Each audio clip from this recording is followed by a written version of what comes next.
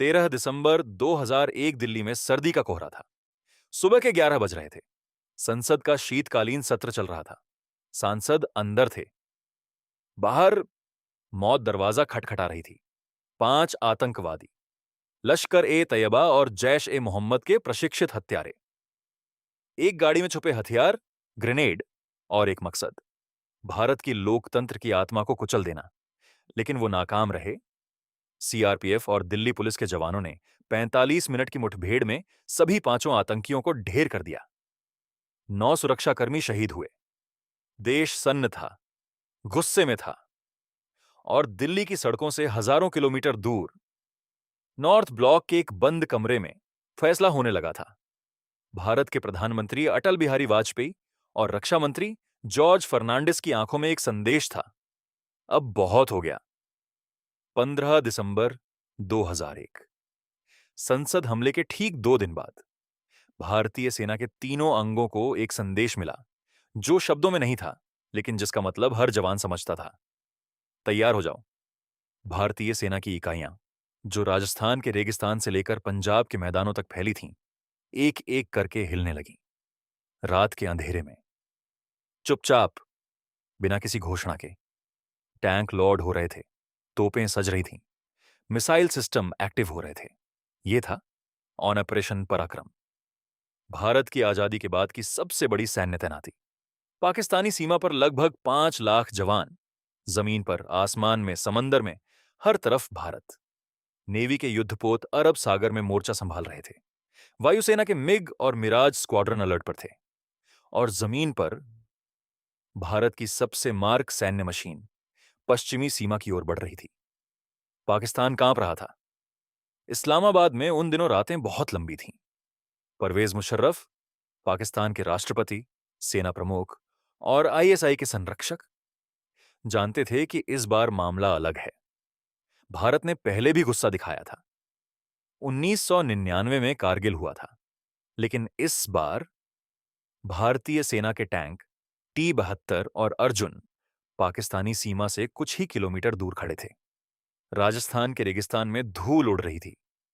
पंजाब के मैदानों में सन्नाटा था, लेकिन वो सन्नाटा जो तूफान से पहले आता है।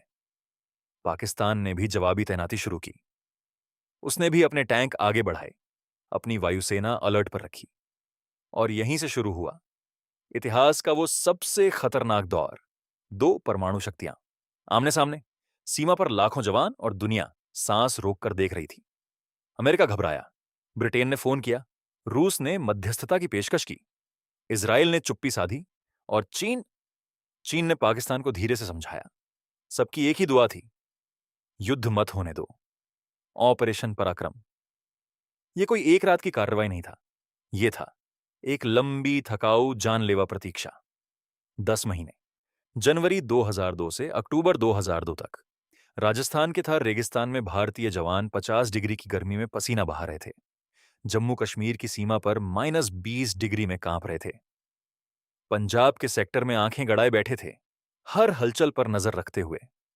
तैयारी पूरी थी, आदेश का इंतजार था, लेकिन वो आदेश कभी नहीं आया, क्योंकि यही ऑपरेशन पराक्रम की असली ताकत थी।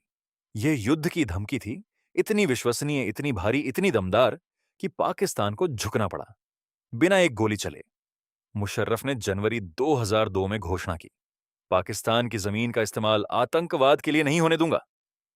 ये शब्द थे, लेकिन इनके पीछे थी भारत के 5 लाख जवानों की तैनाती। कूटनीति तब काम करती है जब उसके पीछे ताकत खड़ी हो। लेकिन इस ऑपरेशन की एक कहानी और थी, वो कहानी जो अखबारों की सुर्खी नहीं बनी, वो कहानी जो उन परिवारों ने जिया। 10 महीने की इस तैनाती में बिना किसी युद्ध के भारत के 798 जवान शहीद हुए। सुनिए, 798 जवान बिना युद्ध के, माइंड ब्लास्ट में, दुर्घटनाओं में, अत्यधिक गर्मी और ठंड में, बीमारियों में। राजस्थान के एक गांव में एक मां को खबर मिली, उसका बेटा वापस नहीं आएगा। उसने माइन की चपेट में आकर जान दी थी। कोई युद्ध नहीं था, कोई मेडल नहीं था, बस एक खत था और तिरंगा। यह वो कीमत थी जो भारत ने चुकाई। इतिहास में इसे कभी कभी साइलेंट कैजुअल्टीज कहा जाता है, लेकिन उन माताओं के आंसू खामोश नहीं थे। हर वो जवान याद दिलाता है कि शांति भी कभी-कभी बहुत महंगी होती है। जब दो परमाणु देश आमने-सामने होते हैं, तो दुनिया चुप नहीं रह सकती। अमेरिका उन दिनों अफगानिस्तान में व्यस्त था। 9 नवंबर के बाद पाकिस्तान उसका सहयोगी था और भारत भारत उनकी उलझन था। कोलिन पावेल, तत्कालीन अमेरिकी विदेश मंत्री, ने दिल्ली और इस्लामाबाद दोनों से बात की। संदेश साफ था, पीछे हटो। लेकिन भारत ने एक बात साफ कर दी, हम युद्ध नहीं चाहते, लेकिन अगर पाकिस्तान की जमीन से आतंकवाद बंद नहीं हुआ, तो हम तैयार हैं। यह डिप्लोमैटिक प्रेशर का वो मास्टर स्ट्रोक था, जिसे दुनिया ने पहले नहीं देखा था। भारत ने सेना सीमा पर खड़ी रखी, महीनों तक। इसीलिए नहीं कि वो युद्ध करना चाहता था, बल्कि इसीलिए कि पाकिस्तान पर दबाव बनाए रखा जाए और अंतर्राष्ट्रीय बिरादरी मुशर्रफ को आतंकवाद रोकने के लिए मजबूर करे। यह कोर्सिव डिप्लोमेसी थी और भारत इसमें सफल रहा। अक्टूबर 2002, 10 महीने बाद भारतीय सेना वापस लौटी। कोई विजय परेड नहीं थी, कोई जश्न नहीं था, क्योंकि युद्ध नहीं हुआ था। और यही यही इस ऑपरेशन की सबसे बड़ी जीत थी। लेकिन ऑपरेशन पराक्रम ने दुनिया को कई सबक दिए। पहला, भारत अब वो देश नहीं था जो हमले के बाद सिर्फ निंदा करता। उसके पास इच्छा शक्ति थी और सामर्थ्य भी। दूसरा, परमाणु युग में पारंपरिक युद्ध की सीमाएं हैं। दो परमाणु देश सीधे नहीं लड़ सकते। इसीलिए भारत को आगे चलकर कोल्ड स्टार्ट डॉक्ट्रिन की जरूरत महसूस हुई।